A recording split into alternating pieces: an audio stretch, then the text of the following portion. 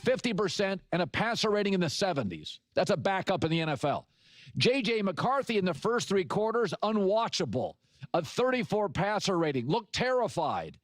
In the fourth quarter, 6 of 8, 101 passer rating. My takeaway, the further the Bears' Caleb Williams got off script, the worse it got. The more J.J. McCarthy could play loose, intuitive football, the better it got. So don't be afraid to have a strong opinion after one game. Caleb on script, velocity, horsepower, he can move on script, look comfortable and daring and good.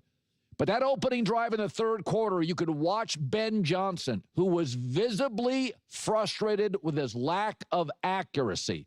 There were also 4 false starts, 12 total Chicago penalties, 8 on the offense. So, and he was missing badly with open receivers.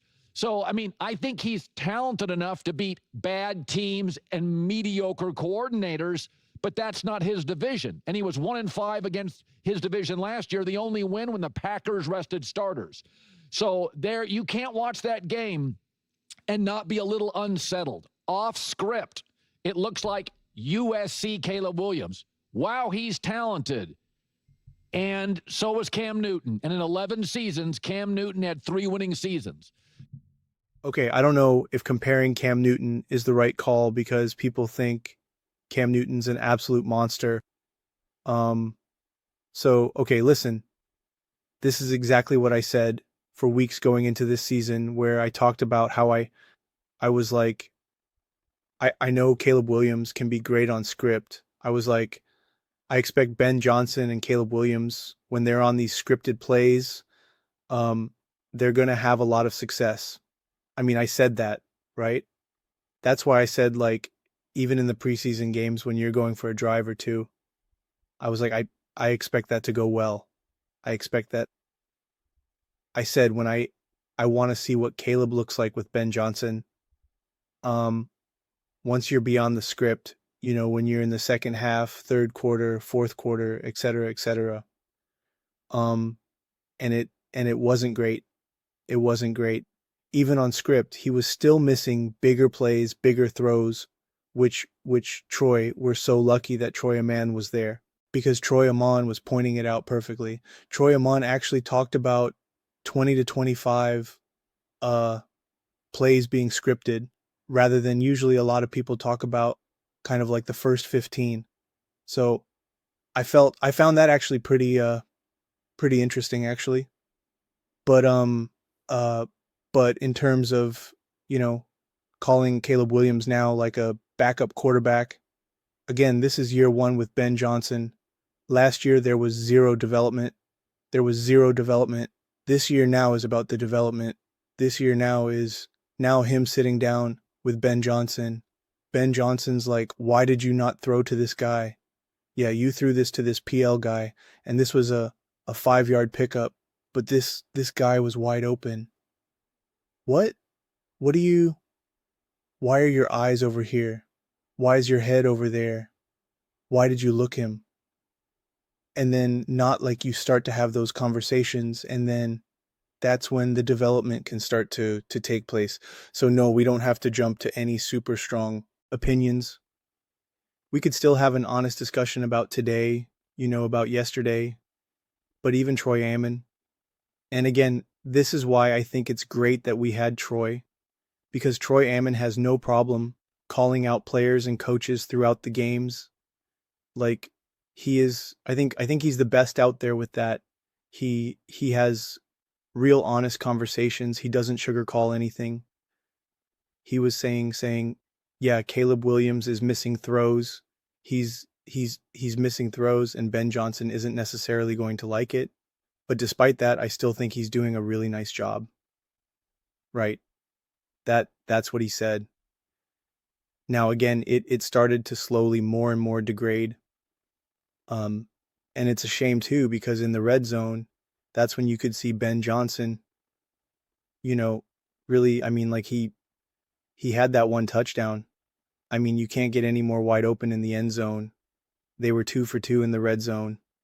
and you're just like, man, like you can see the incredibly smart play calling and play design, and you could see some of the greatness of Caleb Williams, of his escapability, which is kind of funny because on the broadcast, I don't know if you saw this, he was actually holding on to the ball longer than last season, but they were saying that he was getting rid of the ball faster, and a lot of that was because of the scramble. That's why time to throw, I think, is a little bit of a misleading stat because it factors in like a lot of the extended scrambles rather than like the average time that you're actually just calling a hike and throwing. So I I I don't actually really love the time to throw stat. I think we need a little bit more of an advanced stat with regard to that. Um but also because I'm not so sure I'm the whole time to throw as well. I I they might consider a 5-second scramble that then leads to a sack or a run. I'm pretty sure that's factored into it as well. I I I'd have to try to get clarification for that. Um but some of his scrambles were nice. He did obviously take a couple sacks. But here's the thing. Also, everybody has been praising Brian Flores' defenses, Colin himself, so it's not surprising if Caleb Williams is a little disrupted by that week 1. Also, look at all the other quarterbacks week 1. Look at all the other quarterbacks. Really, only a handful of quarterbacks played awesome where you could be like, awesome. Wow, that was a really nice, clean, great, elite, whatever words you want to use. But there's an avalanche of quarterbacks where you're like, yeah, that was a week 1 game. That was a week 1. Missed some throws. A little inaccurate. Patrick Mahomes, a little inaccurate. Jane Daniels, a little inaccurate. Justin Herbert missed a couple throws. Like, it happens. It absolutely happens. So and Caleb Williams was inaccurate. He had some throws that were inaccurate, or he just straight up had a guy open that he just decided not to throw to. But it's week 1. It's against a great defense. They had no business losing this game. They had a ton of penalties, obviously, right? Like, so again, we can tell both sides of the story here, right? We can criticize and critique that game and Caleb's performance, but we can also add some context to it. It's okay to explore both sides here. I mean, it really is. But you do have to emphasize though that like the Bears absolutely undeniably had no business losing that game. I mean, JJ McCarthy and that Vikings offense was awful in that first half. I mean, they were awful. But the Bears couldn't score, and they had 3 points since that opening drive until those final 2 minutes when they finally scored that touchdown. And here's the thing, they lost by 3. Kick the field goal. Ben Johnson should deserve some criticism for that. But again, let's tell the whole story. The offense needed to be settled. They had multiple penalties already. JJ McCarthy was already really, really, really uncomfortable. There's no reason to go for it on 4th down. I know the receiver was open and the player was there, but it doesn't matter. That's football, man. That's all the more reason why you just kick the points. Just kick the field goal. Now you're all tied up. Now it's a different game. Also, how do you not give the ball back to the Vikings with over 2 minutes to go and said it's under 2 minutes? There was multiple ways to that solution. 1, you didn't need the touchdown first. You could have just kicked the field goal, which would have then ensured that you got the possession back. You don't need that touchdown in that moment. We even saw the Chiefs choose to kick a field goal rather than go for the touchdown to ensure that they have a chance to get the ball back. That's the right move. And it's obviously a slightly different situation here, but that's the right move. Or if your kicker can't kick it into the back of the end zone, then you can kick it out of bounds. You take the penalty, but it doesn't matter because you just need to be able to have a chance to get the ball back. And even if even if you kick it so short and there's a way for them to get a big chunk play right before the 2-minute warning, and it still kind of sets you up where it's like they can kick a field goal. I mean, the timing won't necessarily matter, won't exactly match up, but just humor me for this example. Like, even if they kick a field goal and you're able to get the ball back with like 50 seconds up, which again, I know the time wouldn't have necessarily made sense if that actually did happen. It's still a better scenario. So giving those penalty yards doesn't really matter because at the most you just need the ball back. That's all you need. So, and they didn't do it. They didn't do that. So like let's have that conversation. So it's a tough one. It's a tough one in a lot of ways. If you're a Bears fan, it's almost better that you lost, which I know sounds weird because if the Bears won that game, a lot of, and I don't think Ben Johnson would have, but a lot of people would have overlooked some of Caleb's mistakes in that game. And I talked about this a lot, especially last year, about so much of a coach's job is to look at a play, look at a player, and when they do something and they succeed, it's like, that was great, but you still did it wrong, right? That was still the wrong play. Yeah, that was a beautiful throw. It was the wrong throw. Do not do that. Oh, you scrambled and did this and you got the game-winning touchdown. That's awesome.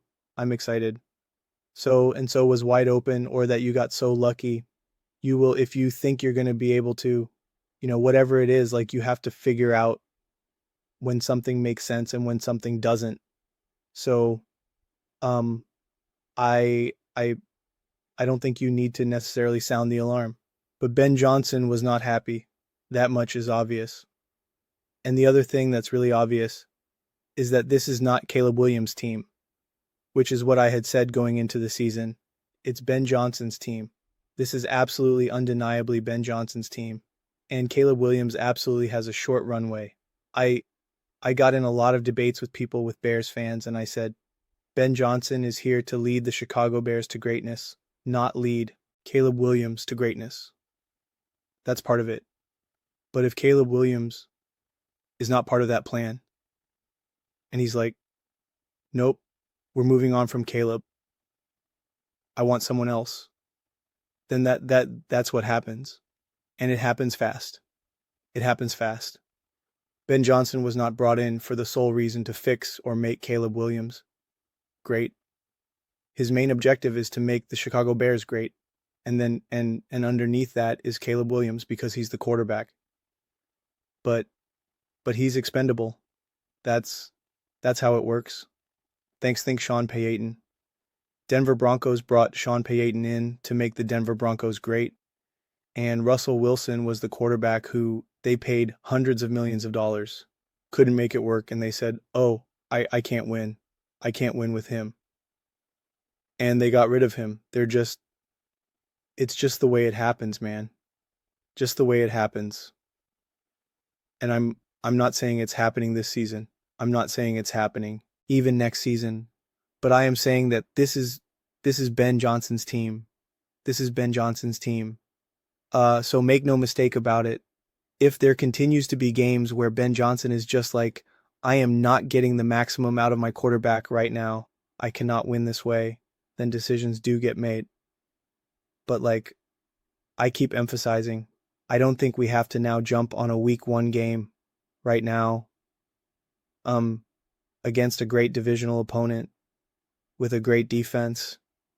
I mean, Brian Flores, they were praising Brian Flores all throughout the game.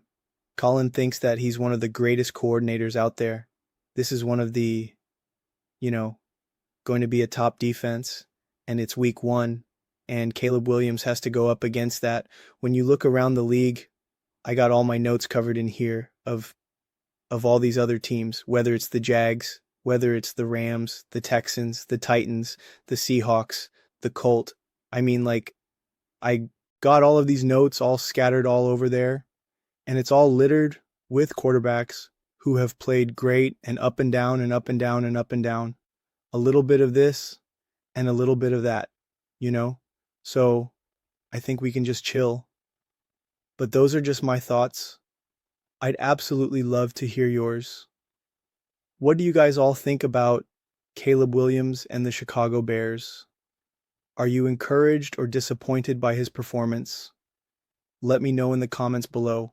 I read every single comment. So, whether you agree with me or disagree with me, either way, let's get in some discussions. Let's get in some fights. But ultimately, let's just have some fun. Please do consider subscribing. We are building an amazing community here, and I absolutely love to see you part of it. I want to build something that we all generally feel connected to, something that we're really excited to be a part of. I think we're well on our way to doing it. And please don't forget to give this video a thumbs up, as it really does help the visibility and the algorithm. Thank you so much. See you next time.